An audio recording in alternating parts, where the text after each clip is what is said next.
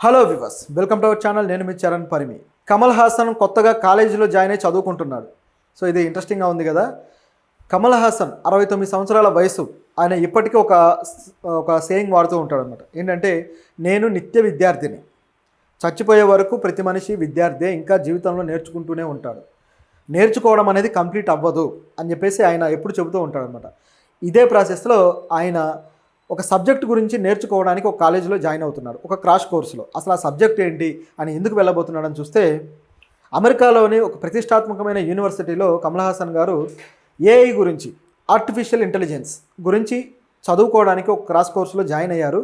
ఆయన ప్రస్తుతానికి అమెరికాలోనే ఉన్నారు. సో ఈ కోర్సు వచ్చేసి 3 నెలల కోర్సు అనమాట. ఈ కోర్సుని చదవడానికి వెళ్ళారు. అంటే ఏఐ చదివి ఇప్పుడు ఆయన ఏం చేయాలి, దాని గురించి తెలుసుకుని ఏం చేయాలంటే, ఏఐ వచ్చి గట్టిగా సంవత్సరం అవుతుంది. సో ఈ 1 ఇయర్లోనే ప్రపంచ స్థాయిలో ఏఐ ఉపయోగం ఏంటి అనేది అనేక రంగాల్లో అర్థమైంది. టెక్ కంపెనీల్లో అయితే వందల కొద్ది కూడా ఉద్యోగాలు పోయాయి. సో చాలామంది ఉద్యోగాలు ఏఐ అనే టెక్నాలజీ ఫిలప్ చేస్తూ వస్తుంది. కోడ్ రాయడం దగ్గర నుంచి ప్రతి విషయాన్ని కూడా. అదేవిధంగా సినిమాల్లో అలాగే అడ్వర్టైజింగ్ రంగంలో కూడా ఏఐ ప్రాధాన్యత విపరీతంగా పెరిగిపోయింది. ఈ మధ్యకాలంలో అయితే ఏఐ ఉపయోగించి చిన్న చిన్న యానిమేషన్ ఈ సిరీస్లు కూడా వస్తున్నాయి. అవి డిజైన్ చేసేసి, అంటే ఏఐ ద్వారానే మొత్తం, ఇంకా ఎవరు కూడా ఆర్టిస్టులు స్కెచ్లు వేయాల్సిన పని లేదు, బ్యాక్గ్రౌండ్ కలరింగ్లు వేయాల్సిన పని లేదు, ఏమీ చేయాల్సిన పని లేదు. టోటల్గా ఏఐ చేస్తుంది అదంతా కూడా. ఈ టెక్నాలజీకి సంబంధించి అనేక టూల్స్ కూడా మార్కెట్లో అందుబాటులో ఉన్నాయి. కొన్ని వచ్చేసి ఆ పెయిడ్ టూల్స్ ఉన్నాయి, అలాగే కొన్ని అయితే నాన్ పెయిడ్ కూడా ఉన్నాయి. సో ఇట్లా రకరకాలుగా ఉన్నాయి. అయితే వీటిల్లో ఆ పెయిడ్ టూల్స్ అనేవి ఏవైతే ఉన్నాయో వీటిని ఉపయోగించి నిజంగా వండర్స్ క్రియేట్ చేయొచ్చు. అడ్వర్టైజింగ్ రంగంలో అయితే ఇప్పుడు ఇక పోస్టర్ డిజైనింగ్ అనేది చాలా మామూలు అయిపోయింది. ఏదో ఒక థాట్ అనుకొని ఏఐకి జస్ట్ అలా టెక్స్ట్ ఇస్తే చాలు, ఆ థాట్ రూపంలో ఒక మంచి పోస్టర్ డిజైన్ చేసి మన చేతికి ఇస్తుంది. దాంట్లో కావాలంటే మనకు కావాల్సినవి ఏమైనా చిన్నవి యాడ్ చేసుకుంటూ వెళ్ళిపోవచ్చు. అంత ఈజీ అయిపోయింది. లోగోస్ డిజైనింగ్ కావచ్చు, అలాగే సినిమాలకు సంబంధించి కూడా ఇప్పుడు కొత్తగా ఏఐని ఏ విధంగా వాడుతున్నారంటే, ఒక రీల్ లాగా, షో రీల్ లాగా ఏఐలోనే మొత్తం డిజైన్ చేసేసి కొన్ని సీన్లు, కొన్ని విజువల్స్ డిజైన్ చేసి, క్యారెక్టర్ డిజైనింగ్ కూడా లుక్ డిజైన్కి విజువల్స్ డిజైన్ చేసి వాడుతూ ఉన్నారు. ఇట్లా రకరకాలుగా ఏఐని వాడుతూ వస్తున్నారు. ఇక సాఫ్ట్వేర్ టెక్నాలజీ విషయంలో చెప్పే పనే లేదు, విపరీతమైన యూసేజ్ ఉంది. దీంతోపాటు స్క్రిప్ట్ రైటింగ్లో కూడా ఇప్పుడు మామూలుగా అయితే సాఫ్ట్వేర్కి సంబంధించి, చాలా వెబ్సైట్కి సంబంధించి ఏదైతే కంటెంట్ ఉంటుందో వాటిల్లో ఉండే కంటెంట్ అదంతా కూడా ఏఐ ద్వారానే, ఏఐ ఆర్టిఫిషియల్ ఇంటెలిజెన్స్ అసిస్టెంట్స్ ద్వారా తయారు చేసి వాళ్ళు పెడుతూ ఉన్నారు. ఇది కాకుండా సినిమాల్లో కూడా, సినిమా రైటర్లకు కూడా స్క్రిప్ట్ తయారు చేయడంలో ఎక్కడైనా స్ట్రక్ అయితే, ఎక్కడైనా రైటర్స్ బ్లాక్ వస్తే ఏఐ మీద ఆధారపడి ఆ స్క్రిప్ట్ని కొద్దిగా ముందుకు తీసుకెళ్ళడానికి హెల్ప్ తీసుకుంటున్నారు. అంటే ఏఐ సొంతంగా ఒక కథ రాయగలిగే కెపాసిటీ ఏఐకి ఉంటుంది.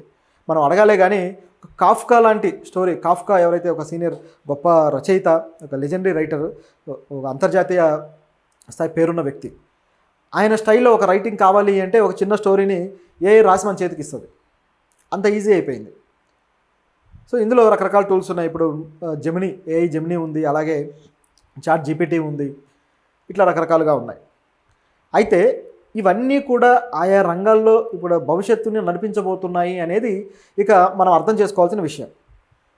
అనేక రంగాల్లో ఉద్యోగాలు ఇక పోతాయి అనేది అర్థం చేసుకోవాల్సిన విషయం. అయితే కొత్త రకం ఉద్యోగాలు, అంటే ఏఐని మనం ఆపరేట్ చేయడానికి తగిన విధంగా కొన్ని ఉద్యోగాలు తయారవుతాయి అనేది మరికొంత రెవల్యూషన్. ఇది తర్వాత తరంలో రాబోయే రెవల్యూషన్ అని చెప్పుకోవచ్చు ఉద్యోగాల పరంగా. ఇదిలా ఉంటే సినిమాల్లో ఏఐ ఉపయోగం ఏ స్థాయిలో ఉందనేది ఇప్పుడు నేను చెప్పినట్టుగా రకరకాలుగా కనిపిస్తూ ఉంది. ఈ మధ్యకాలంలో ఆర్జీవీ కూడా ఏం చేశాడంటే, ఏఐ వల్ల మ్యూజిక్ ఇండస్ట్రీని మొత్తానికే తుడిచిపెట్టుకుపోతుంది, మొత్తం ఆర్టిఫిషియల్ ఇంటెలిజెన్స్తోనే మ్యూజిక్ని అందరూ కూడా తీసుకుంటారు అని చెప్పేసి ఆర్జీవీ చెప్పడం జరిగింది. ఇది కూడా మైండ్ బ్లాక్ విషయమే. ఎందుకంటే ఆయన కొన్ని ఎగ్జాంపుల్స్ కూడా చూపించాడు. ఆర్జీవీకి బాగా నచ్చిన పాట ఒకటి, గులాబీ సినిమాలోది, మేఘాలలో తేలిపోమనే సాంగ్ అనుకుంటా.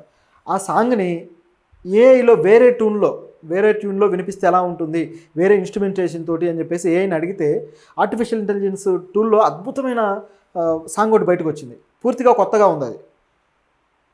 ఏ అనిరుద్ధ్ మ్యూజిక్ కొట్టినట్టుగానో, లేకపోతే ఏ దేవిశ్రీ ప్రసాద్ మ్యూజిక్ ఇచ్చినట్టుగానో కొత్త ట్రెండ్లోకి వచ్చింది.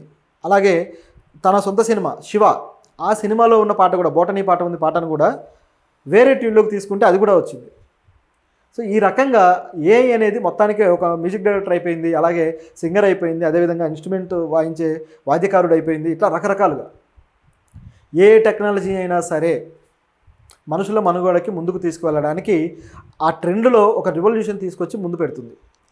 అటువంటిది టెక్నాలజీ ఇది. గతంలో అయితే రేడియో వచ్చినప్పుడు అటువంటి టెక్నాలజీ కానీ అందరూ భావించారు. ఆ తర్వాత టీవీ ఉన్న ఇల్లు ఆ రోజుల్లో 80స్లో టీవీ ఉన్న ఇల్లు ఒక పెద్ద, అంటే చాలా ఒక గౌరవ మర్యాదలు అలాగే పెద్ద స్థాయి ఉన్న ఇల్లుగా దాన్ని చూసేవాళ్ళు. అలాగే ఆ తర్వాత చూస్తే కంప్యూటర్ రావడం. సో ఇది మొత్తం ప్రపంచ రూపురేఖల్ని మార్చేసి గ్లోబలైజేషన్కి అతిపెద్ద దన్నుగా నిలబడింది కంప్యూటర్. ఇప్పుడు సినిమాలు కూడా మనం గ్రాఫిక్స్ సినిమాలు ఎంత అద్భుతంగా చూస్తున్నామంటే, బాహుబలి లాంటి సినిమాలు కావచ్చు, కల్కి లాంటి సినిమాలు కావచ్చు, ఈ కంప్యూటర్ తీసుకొచ్చిన గ్రాఫిక్సే. సో ఇట్లా రకరకాల టెక్నాలజీలు ముందుకొచ్చేసి ప్రపంచ గమనాన్ని మరిన్ని రెట్లు ముందుకు తీసుకువెళ్ళిపోతాయి. ఇలా అడుగులు వేస్తున్న ప్రపంచ గమనాన్ని ఒక్కసారిగా చాలా దూరం తీసుకెళ్ళిపోయి నిలబెడతాయి. అటువంటి టెక్నాలజీ ఈ ఏఐ.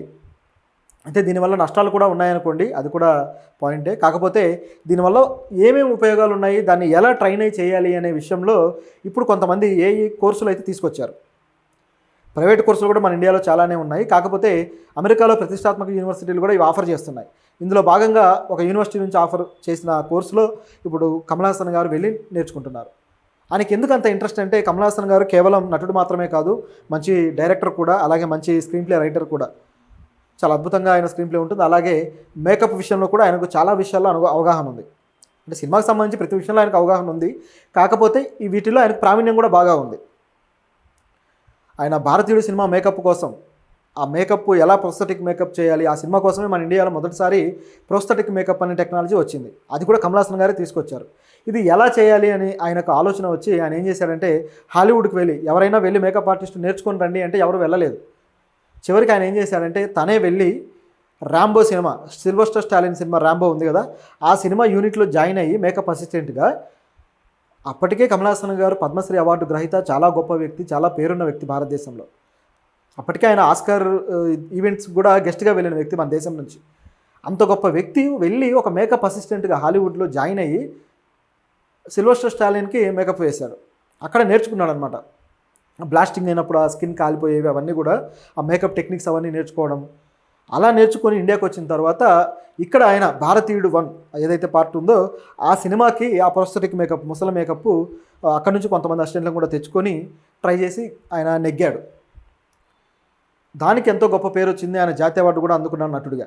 సో అంత బాగా ఆయన డెడికేషన్ చూపిస్తాడు ఏదైనా కొత్తగా నేర్చుకోవడానికి. ఇప్పుడు అటువంటి పరిస్థితిలోనే ఆయన, అలాగే స్క్రీన్ ప్లే కూడా ఆయన సినిమాలు చూస్తూ లేకపోతే చేస్తూనో ఆయన స్క్రీన్ ప్లే రాయలేదు. అది కూడా ఆయన సపరేట్గా ఒక కోర్సు నేర్చుకొని ఆ తర్వాత స్క్రీన్ ప్లే రాయడం మొదలెట్టారు. ప్రతిదీ కూడా ఆయనకు నిజానికి నేను పెద్దగా చదువుకోలేదు, నేను కేవలం హై స్కూల్ డ్రాప్అవుట్ అని ఆయన చెప్తూ ఉంటాడు. అది వాస్తవం. హై స్కూల్ డ్రాప్అవుట్ అయినా సరే ఆయన ప్రపంచ స్థాయి నాలెడ్జ్ని అందుకోవాలి, నేను ఇంకా నేర్చుకోవాలనే తపనతోటి ఆయన ప్రతిదీ కూడా నేర్చుకుంటూ ఉంటాడు. సో అలా ఇప్పుడు వెళ్ళేసి అక్కడ చదువుకుంటున్నాడు. అయితే కాకపోతే కేవలం ఇది 90 డేస్ కోర్స్ అయితే ఆయనకు మాత్రం టైం కేవలం 45 డేసే ఉంది. తర్వాత వచ్చేసి మళ్ళీ ఆయన సినిమా షూటింగ్లో పాల్గొనాలి. మణిరత్నం గారితో సినిమా చేస్తున్నారు, అలాగే కల్కి సెకండ్ పార్ట్ కూడా తీయాల్సి ఉంది, ఇంకా కొన్ని కమిట్మెంట్స్ ఉన్నాయి ఆయనకి. సో ఇవన్నీ చేయాల్సి ఉంది కాబట్టి ఆయన ఏం చేస్తున్నాడంటే కేవలం 45 డేస్లో అది నేర్చుకొని ఇండియాకి వచ్చి దాన్ని ఆయన తర్వాతి సినిమాలకి ఏ విధంగా అప్లై చేయాలనేది ఆయన ప్లానింగ్.